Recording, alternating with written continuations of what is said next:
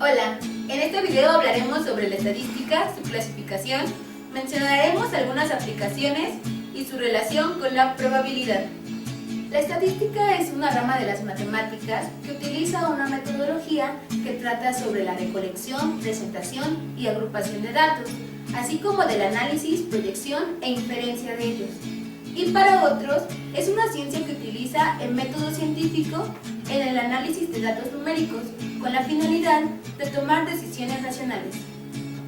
La diferencia entre estadística y probabilidad se puede explicar mediante el siguiente ejemplo, que es la recopilación de datos mediante encuestas a estudiantes de la UNAM, con la finalidad de conocer su punto de vista acerca de la nueva política, que trata de cambiar la calificación mínima de 7 a 8.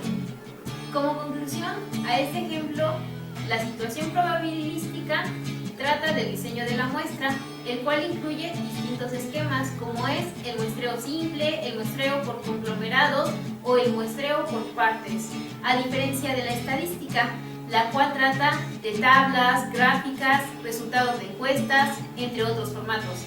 La estadística se puede clasificar en dos tipos, estadística descriptiva y estadística inferencial.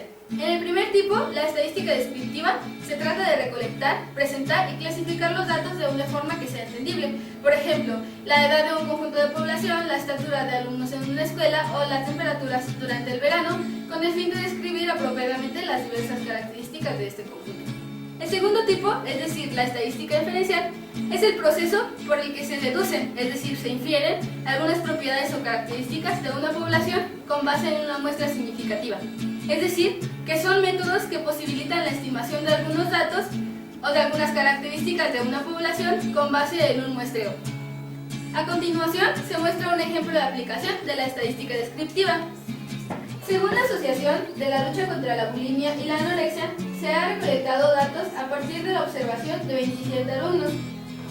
A partir de la estadística descriptiva, se elabora una tabla de distribución y se construye un gráfico para la representación de los datos. Ahora mostramos un ejemplo de estadística inferencial. Una fábrica consta de 600 trabajadores. Se quiere hacer una encuesta a la cantidad de trabajadores que sea pertinente al azar. Para inferir el tamaño de la muestra, se utilizan las siguientes dos fórmulas. La primera es utilizada si no se conoce el tamaño de la población. En caso contrario, se puede utilizar la segunda fórmula.